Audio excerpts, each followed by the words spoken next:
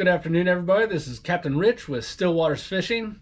I've got an order for some swim jigs. I wanted to go over some of the details that I try to get into when I'm making these. When you're throwing a swim jig, it's normally around wood or heavy vegetation. For where I live, it's almost always around wood. So I like to vary. The big thing that I concentrate on is the strength of the weed guard. I'm not around a lot of vegetation, but I am around a lot of wood. So if I'm throwing a 1/2 ounce swim jig through the lily pads, which is heavy vegetation, or wood, I usually use a stiffer weed guard.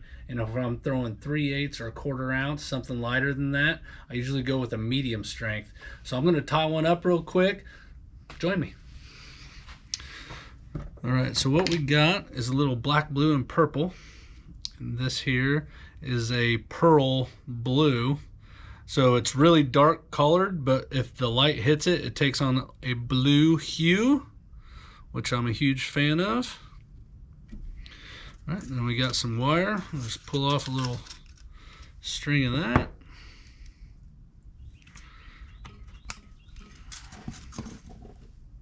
I don't know if you guys can see in the background, I got my puppy dog out here with me. Put that in my mouth.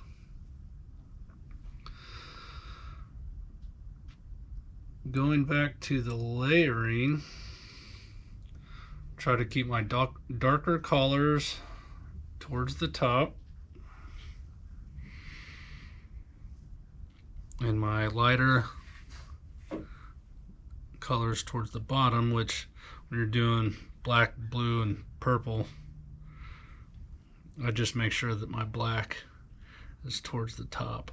So again, wrapping back towards what would be called the standing leg, the hand that's not moving.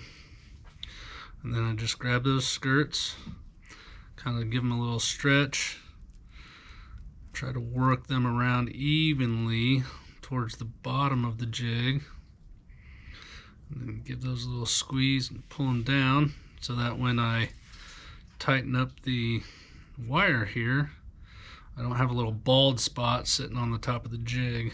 I don't think it's a huge deal, but when you're making it for somebody else, you just kind of have to assume that they would like to see everything even Steven. And give that 6 or 7 wraps. I just want to leave myself about 1/4 of an inch. Then we push that little tab over, give it a little haircut. We've already done all the prep work and combed out all the strands.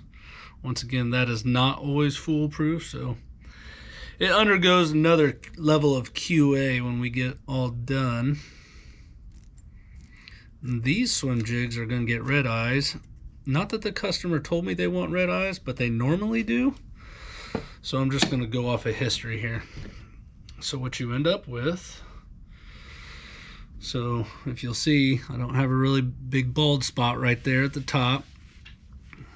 And you've got the pearl blue, the purple, the blue, and the black are all kind of mixed in.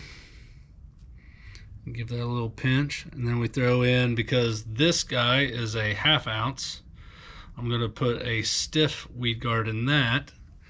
Let me find a 3/8 ounce so you can kind of see the difference in the size of the head. So this is 3/8.